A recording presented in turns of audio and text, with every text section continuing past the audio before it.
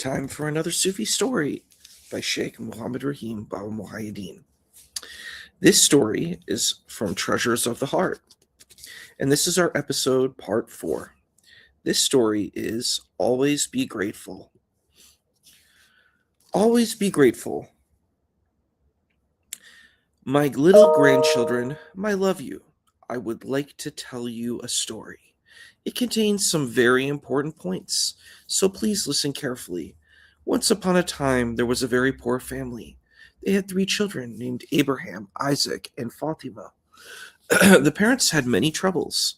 Neither the mother nor the father could find full-time jobs, so they had to take every small job that came their way, no matter how difficult.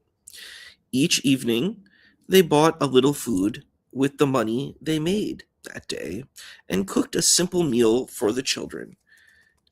Even though they had earned barely enough money to support the family from day to day, they accepted this patiently and worked very hard without complaining. One day before the work, the mother carefully put aside a portion of rice for each child's lunch. She put a little bit on the plate for baby Fatima, slightly more for the middle brother, Isaac, and a little more for the big brother, Abraham. Take good care of each other while I'm gone, she said.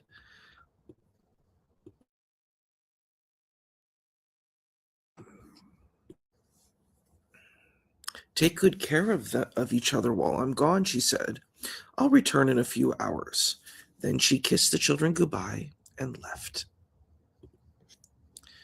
The children worked and played happily for a few hours. They rolled up their sleeping mats and swept the hard dirt floor.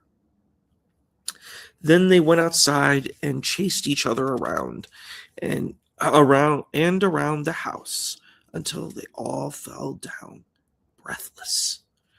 Let's get something to eat, gasped Fatima. Yes, I'm really hungry, said Isaac. They ran to the house, picked up their plates of food. Abraham started to eat his rice. You have more food than I have, complained Isaac to his older brother. That's because I'm the biggest, said Abraham, puffing out his chest. You both have more than I do. It's not fair, said baby Fatima, and she began to cry. Isaac and Fatima both tried to grab Abraham's plate because it had the most rice, and Abraham pushed them away. As they wrestled, their plates crashed to the ground and broke. The rice scattered all around the dirt floor. The whole room was a mess, and there wasn't any clean food left to eat. When the children realized they had destroyed their only dishes and had no food, they were so upset that they could only sit and cry. Sometime later, their mother came home to check on the children.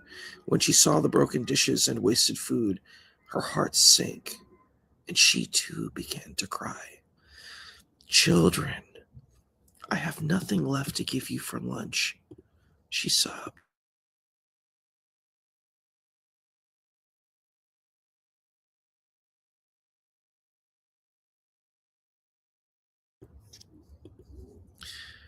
Her heart sank, and she too began to cry. Children, I have nothing left to give you for lunch, she sobbed, and we won't have any money to buy food until late tonight. I'm very sorry, but it looks as if you will have to suffer the consequences of what you have done. There was nothing she could do but dry her eyes, clean up the mess. I have to return to work now, she said as she left. As soon as she had gone, the children heard a deep rumbling from inside the garbage can, where their mother had thrown the shattered plates and wasted rice. It became louder and louder, and finally the can began to shake and clatter. What's that noise? Asked Isaac. It's the rice, cried Abraham. It's coming to life. The children could hardly believe their eyes. They watched in amazement as the rice rose up out of the can and started to speak. Children, now you will have to go hungry. Once you feel that hunger, maybe you will understand the difficulties your parents are having. They both worked hard for many hours to buy dishes and food for you, but just in a few minutes, you broke the dishes and ruined the food. Now, what are your parents going to do? Asked the rice. They have no money to buy new dishes, and they can't buy food for you until late tonight.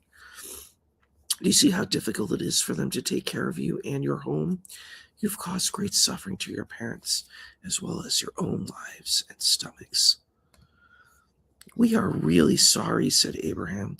We weren't thinking about what we were doing. Well, you must think. You should think about God and why he created me, said the rice. God created me as Anna Muhammad. That means he has given me the grace to relieve hunger, to ease tiredness and exhaustion, and to give peace to all lives.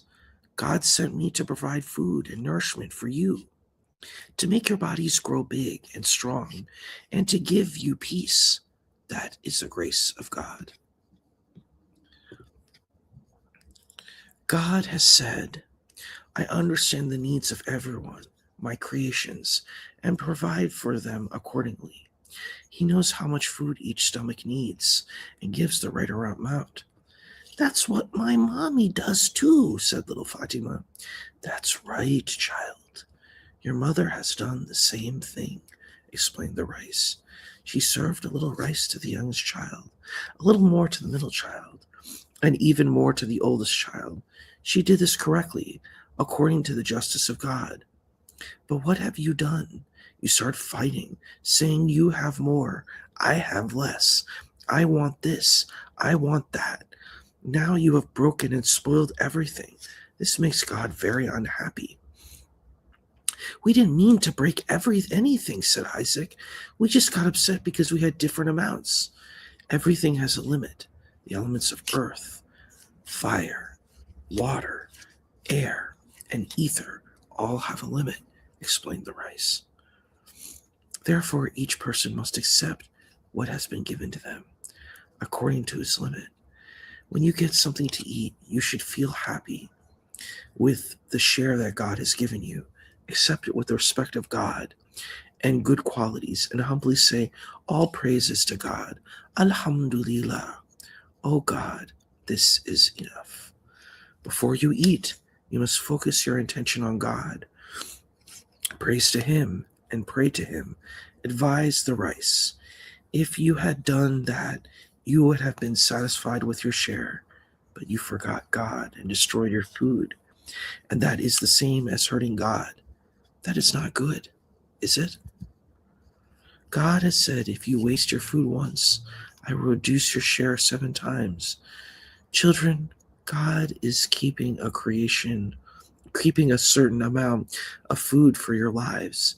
If you waste part of what he is keeping for you, and he reduces your share because of your wasteful actions, then you might not have enough food for your lives, and your lives might be shortened. Then you won't have enough time in the world to learn all the lessons you need in order to receive the wealth of God. Oh, rice, what we did was wrong, said Fatima. Please forgive us.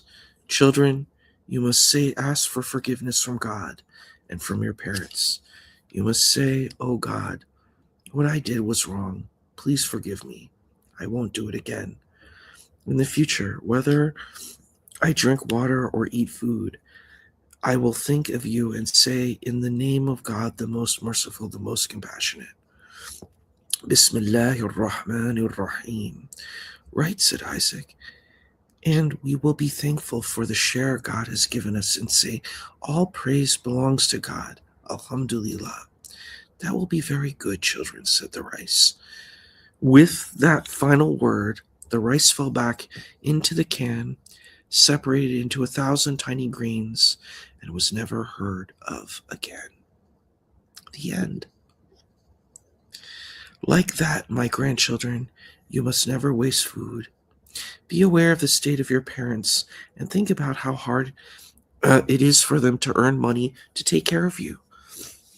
Of course, you should never waste any food, even if you are very rich. Eat according to your proper limit, and then carefully save what is left over. Another thing, children, don't eat like an animal, mixing all your food together. Eat nicely, little by little. From one side of the plate, keep the other side clean and untouched, so that if a hungry child comes along, you can say, "Come and eat with me." Then give him food from your untouched portion. Also, if someone leaves a cup or plate outside, a wise child will pick it up, take it inside, and wash it, and put it back in the cupboard carefully. Don't ever ruin the belongings of another. You must not steal, tell lies, and take revenge on another. Instead, be a wise child. Take care of your belongings and never forget to do your duties. Always help your parents and try to give them peace. This is what a good child of wisdom will do. Children, you must try to grow up with good behavior, good thoughts, respect, and dignity. Everything in life is a lesson for you. If you study and learn it in the right way, then good qualities will grow in you and you will develop well. Do you understand, my daughters, grandsons? Think about this. I love you. The end. The next story is The Wise Apple Tree. See you next time.